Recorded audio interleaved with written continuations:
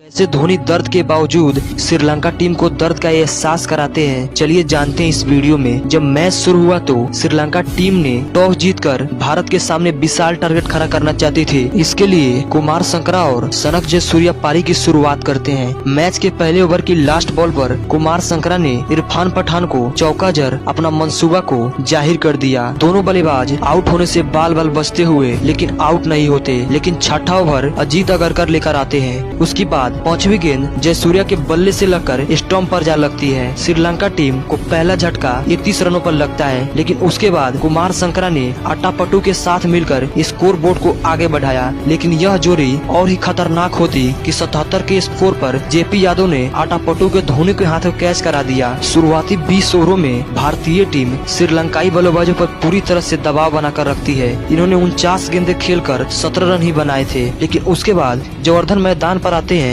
और आते ही आते एक शानदार चौका लगाते हैं। ये दोनों मिलकर लगातार शॉट लगाते रहे और स्कोर बोर्ड को धीरे धीरे करके आगे बढ़ाया। उसी बीच संकरा ने सिंगल के साथ अपना 50 पूरा कर लिया। लेकिन श्रीलंका टीम का रन रेट अभी काफी कम था। उसके बाद तो विकेटों का अकाल और सूखा पड़ने वाला था, क्योंकि दोनों बल्लेबाजों ने तेजी से रन बनाना शुरू कर दिया। कभी सूझबूझ से रन बनाते और कभी आक्रामक रवैया अपनाते। हर गेंदबाज का वही हाल करते जो श्रीलंकाई बल्लेबाज चाहते। उधर तेजी से संकरा अपनी शतक की ओर बढ़ने लगे तो वही जयवर्धन भी अपना 50 पूरा कर लिया। श्रीलंका टीम का स्कोर 37 ओवर में 169 रन, मात्र 2 विकेट ही गंवाया था। अब टीम को बड़ा टारगेट खड़ा करने के लिए नींव रखी जा चुकी थी। इसके बाद भी लगातार चौके की बरसात होती रही। जहां शुरुआती के 20 ओवरों में श्रीलंकाई टीम एक रन के लिए तरस रही थी, तो वही अब रनों की बाढ़ आ चुकी थी। और जब टीम 40 ओवर में 200 रन पूरा करती है तो इसी के साथ संकरा 122 गेंदों पर अपना शतक भी पूरा कर लेते हैं। अब तेजी से रन बनाने के चक्कर में जयवर्धन आउट हो जाते हैं। जयवर्धन शानदार 71 रन की पारी खेल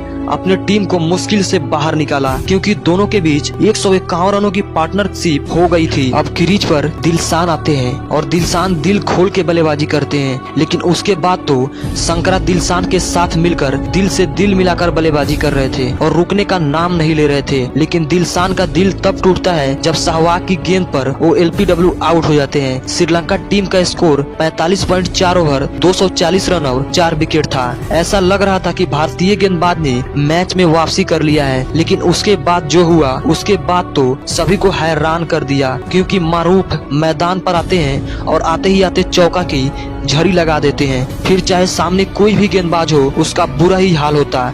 इरफान पठान के एक ही ओवर में लगातार चौके की बारिश कर रहे थे और देखते ही देखते श्रीलंका टीम का स्कोर 49 ओवर में 282 रन हो चुका था और मात्र 4 विकेट ही गंवाया था। और इसी पारी का लास्ट ओवर बाकी था। इस पर पहली गेंद पर मारूफ छक्का लगाते हैं और लास्ट बॉल पर संकरा ने शानदार चौका लगा अपनी टीम के स्कोर को 300 रनों के करीब पहुंचा दिया। संकरा ने नाबाद 168 रन बनाए और मारूफ ने मात्र 16 गेंदों पर 33 रन की तेज तरार पारी खेली। अब श्रीलंका टीम एक विशाल टारगेट खड़ा कर चुकी थी, क्योंकि यह बात 2005 की है जब 250 का स्कोर भी हासिल कर पाना मुश्किल होता था। वैसे में यह मैच भारत को जीतने के लिए 299 रनों की जरूरत होती है। इसके लिए एक बेहतरीन शुरुआत की जरूरत थी। भारतीय टीम की तरफ से सचिन तेंदुलकर और वीरेंद्र सहवाग पारी की शुरुआत करने मैदान पर आते हैं। चमिंडावास की पहली गेंद को वीरेंद्र सहवाग अपने अंदाज में बाउंड्री के लिए भेज देते हैं। पूरा स्टेडियम खुशी से झूम उठा। उसके बाद सचिन तेंदुलकर ने 2 रन लेकर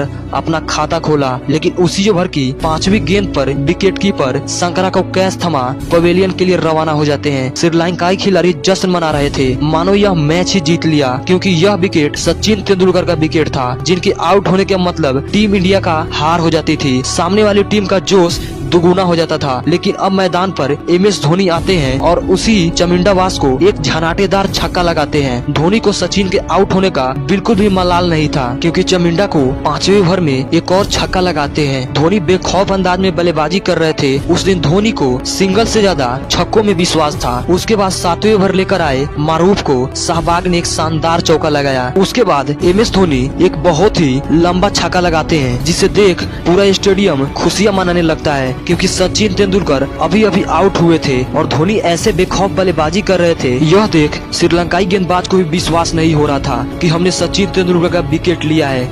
अब उसके बाद तो MS धोनी अब फास्टर गेंदबाजों को आगे निकलकर शॉट लगा रहे थे। साथ में अपने लंबे बालों को भी लहरा रहे थे।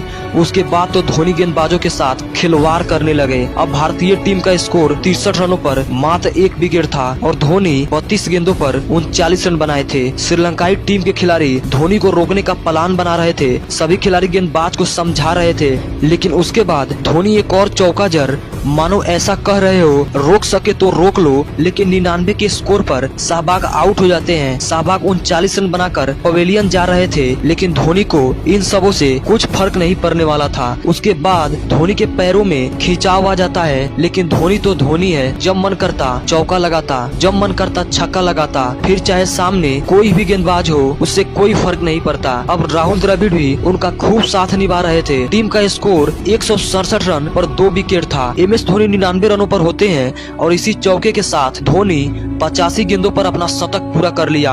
उसके बाद तो धोनी ने ऐसा सेलिब्रेशन किया जो आज भी लोगों के जहन में जिंदा है। MS धोनी ने वनडे में मात्र 85 गेंदों में धुआंधार पारी खेल T20 के अस्तित्व को जिंदा कर दिया। धोनी की ऐसी बल्लेबाजी से वनडे मैच तहस नहस हो चुका था। श्रीलंकाई टीम को राहुल द्रविड़ के रूप में एक और विकेट मिलता है। अब टीम का स्कोर 185 रनों पर 3 विकेट था और भारत को 21.4 ओवर में 114 रनों की जरूरत होती है। लेकिन MS धोनी का तो आज अंदाज ही निराला था। हर गेंद को छक्के में डील कर रहे थे। श्रीलंका टीम सचिन शाहबाग के लिए होमवर्क करके आई थी और मैदान पर MS Dhoni out down the syllabus आ जाते हैं। दर्द हो रहा था, लेकिन उसके बाद छक्कों पर छक्के लगा रहे थे। खड़े होकर गेंद को स्टेडियम के पार पहुंचा रहे थे। धोनी का दर्द इतना बढ़ गया कि वीरेंद्र सहवाग को रनर के रूप में मैदान पर आना पड़ा। युवराज ने भी लेग साइड पर एक चौका लगा दिया, लेकिन धोनी उसी बीच आउट होने से बाल बाल बचते हैं और इसी के साथ धोनी 150 रनों की आंकड़ा पूरा कर लेते हैं। लेकिन युवराज दिलशान की गेंद पर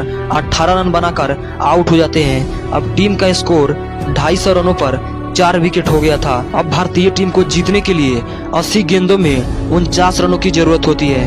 वेन्यू मैदान पर आते हैं और आते ही आते एक शानदार छक्का लगाते हैं। उसके बाद धोनी का इतना लंबा छक्का श्रीलंका का लंका लग रहा था। अब टीम का स्कोर 287 रन पर 4 विकेट था। 32 गेंद पर 12 रन की जरूरत होती है।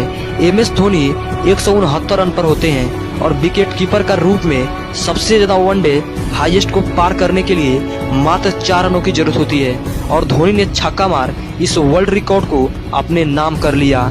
इसके पहले यह रिकॉर्ड गिलक्रिस्ट के नाम थी जो 172 रन बनाए थे और धोनी ने यह छक्का लगाकर रिकॉर्ड को भी ध्वस्त कर दिया और फिर एक और छक्का लगा अपनी टीम को 23 गेंद शेष रहते हुए इस मैच को जिता दिया। इस मैच में MS धोनी ने 10 छक्के लगाए जो एक रिकॉर्ड ही था। MS धोनी ने 145 गेंदों पर 183 रन की धमाकेदार पारी खेली।